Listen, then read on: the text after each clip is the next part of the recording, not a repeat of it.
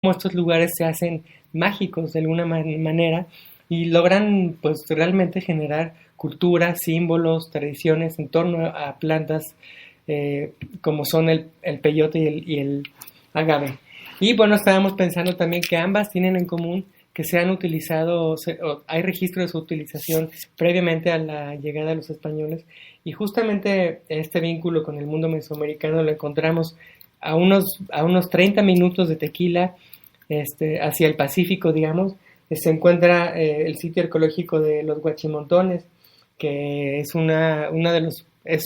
prácticamente es único, es un sitio arqueológico único por su estructura constructiva, por su estilo constructivo. Solamente hay algo similar en la Ciudad de México, que está en contraesquina del centro comercial Perisur, que es la pirámide de Cuicuilco, que técnicamente hablando, es un basamento piramidal, porque está constituido por estructuras circulares y sobre ellas se construyó. Estas estructuras circulares no son tan comunes pues digamos, en el estilo constructivo mesoamericano, y uno de ellos es precisamente el sitio arqueológico de los Huachimontones, que también tiene el nombre de Teuchitlán, que está a 30 minutos de la ciudad de Tequila, Jalisco.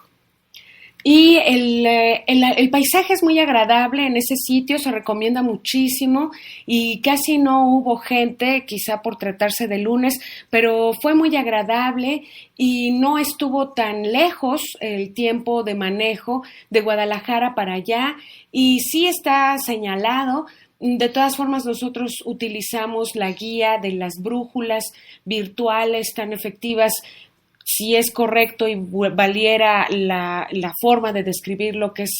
el GPS, el Google Maps, que ahora ya para gente como yo, que es muy despistada y que no sabe su camino, y mucho menos en lugares extranjeros o diferentes, y nos ayuda muchísimo para la orientación.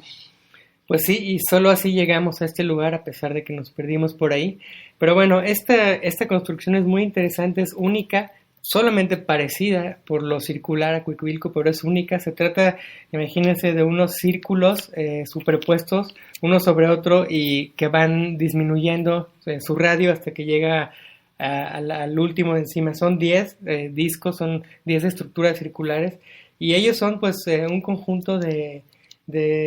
patios circulares que están rodeados por estructuras. Imagínense ustedes el círculo central y en torno a él unas estructuras rectangulares en donde probablemente hubo alguna construcción pues de palo o de algún material degradable, y este patio se replica en otro más pequeño y en otro mediano que no ha sido totalmente descubierto, todavía está enmontado, pero se trata de estos 3 patios circulares flanqueados por estructuras cuadradas, rectangulares interesantes, y un juego de pelota, que es otro de los rasgos distintivos de varios sitios arqueológicos de México. De los más importantes siempre está el juego de pelota. Y también vemos que Teuchitlán es uno de los sitios más grandes y complejos de toda el área, porque este material arqueológico que se ha encontrado se está distribuyendo en un área de 6 kilómetros cuadrados. La subida es para hacer ejercicios y sirve bastante. Y el sitio conserva alrededor de 166 montículos, algunos formando círculos, los juegos de pelota que estaba mencionando Eduardo, que son 2, varias tumbas, plazas y una gran cantidad de terrazas que se extienden hasta otro pueblo que se llama El Refugio. El círculo más grande se localiza en el potrero de Huachimontón, de donde tomó nombre este sitio, y que tiene un diámetro de 127 metros, y el montículo central mide 19 metros de altura. No se pueden trepar, está con cadena, está protegido y está vigilado. Pero se pueden tomar fotos y se puede ver a lo lejos una presa artificial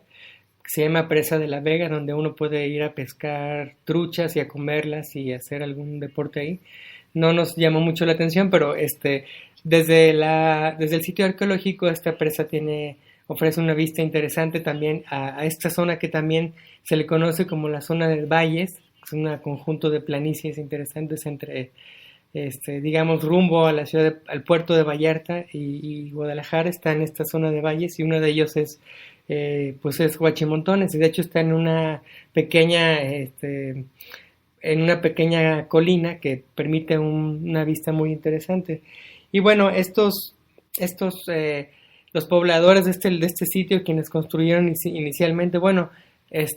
lo que pudimos leer en la museografía, que por cierto, a nosotros como neófitos no nos informó demasiado, vale la pena escribirle al Colegio de Michoacán, a Lina o a quien tenga que recibir estos comentarios, porque no está muy bien explicado, tiene una museografía bastante que deja mucho que desear, y un visitante necesitaría muchas más explicaciones. Y pues lo que nos llamó la atención es que esta museografía se enfocaba fundamentalmente en describir la estructura constructiva, que es, por cierto, muy interesante visualmente, es atractiva y es único este estilo constructivo, pero realmente nos hizo falta saber la gente que iba ahí, quiénes eran, de qué se trataba, qué idioma hablaban. O sea, nos dejaron con muchos misterios. Solamente nos dicen que se trata de la tradición de Teuchtitlán, que derivó de las tribus nahuatlacas que andaban por ahí, tribus nómadas. Pero bueno, a esta cultura, a esta civilización, los arqueólogos le llaman tradición Teuchtitlán. Pero si ustedes tienen la fortuna de conocer este sitio y leer los letreros que hay al pie de cada uno de los monumentos, se van a dar cuenta que las personas, los seres humanos, no están mencionados. Parece que solamente es un lugar para percibir vestigios o edificios antiguos, antiquísimos, pero no sirven para conocer la experiencia humana de esta civilización que, por cierto, evidentemente ya se ha extinguido. Entonces faltó la experiencia humana de este lugar, que seguramente fue riquísima e interesante, porque a fin de cuentas, se trató de un centro ceremonial donde también hubo, por lo que pudimos leer, quizás fue la única referencia a los seres humanos, hubo un conjunto de sacrificios y se encontraron cráneos, falanges humanas y no sé qué más, ¿no? Sí, aquí lo que yo estoy también viendo es que el investigador responsable de la zona arqueológica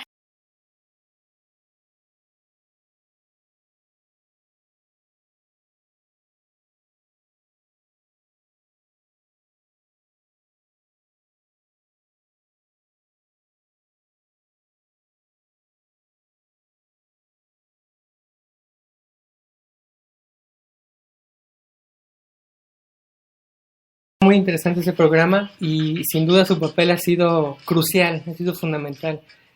Salvo algunos descubrimientos más recientes, por supuesto, pero desde el siglo XIX y principios del XX, los exploradores europeos llegaron a América y pues encontraron muchas cosas interesantes, y muchas de ellas pues fueron llevadas a otros centros, a otros países donde ahora forman parte de las colecciones museográficas, pues en diversos países europeos y en Estados Unidos, sobre todo en el Instituto Smithsoniano, donde hay un montón de artefactos prehispánicos mesoamericanos. Y bueno, también la cultura olmeca tiene una gran sala, por ejemplo, en un museo etnológico de Berlín, y todas esas piezas fueron llevadas allá gracias a un arqueólogo alemán que se llamaba Edward Seller. Y él, bueno, como no existía en aquel entonces una legislación como hoy, no existía tampoco una noción clara de patrimonio arqueológico, patrimonio cultural nacional, mucho menos de la humanidad, pues estos artefactos y restos arqueológicos se podían vender y comprar como si fueran fruta. Y entonces, gracias a esos exploradores extranjeros, estas piezas poblaron museos en otros países, pero también, bueno, contribuyeron al conocimiento arqueológico, es innegable, y también, al parecer, fue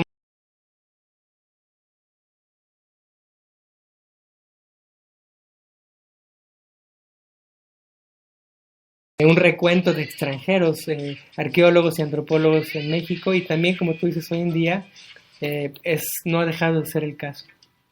Y resulta que este señor arqueólogo Phil Weyand era un arqueólogo estadounidense, pero que radicó en México la mayor parte de su vida y murió en Guadalajara a los 74 años, el 4 de septiembre del 2011, y murió con el título de ser el principal investigador e impulsor de esta zona arqueológica de los Huachimontones,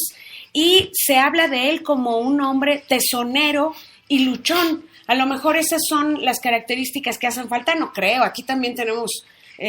científicos y académicos de las ciencias sociales que pueden calificarse de tesonero y luchón. Debe tratarse de otros enfoques los que los hacen resaltar en la escena mexicana.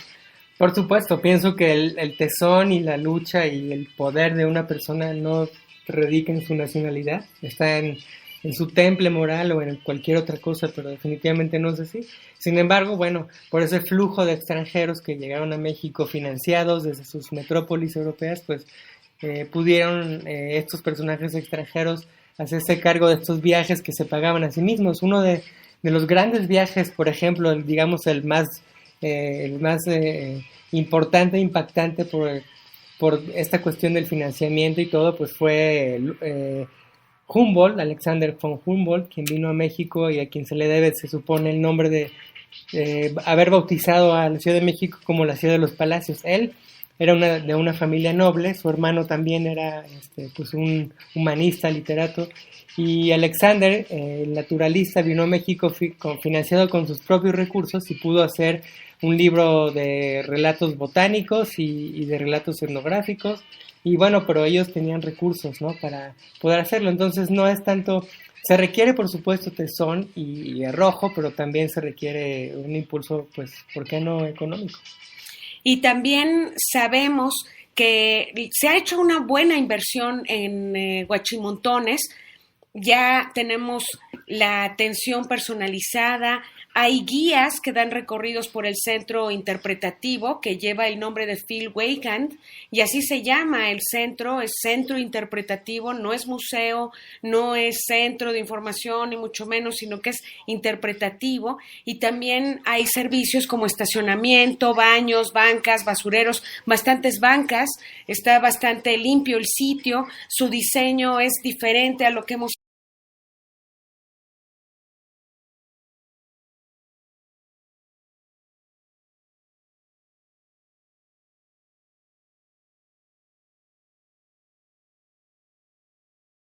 todavía mejorar un poco más, pero agradecemos los esfuerzos que se hayan hecho hasta ahora, sobre todo porque hay instalaciones y no parecería, pero este es el 8º sitio arqueológico más visitado en México.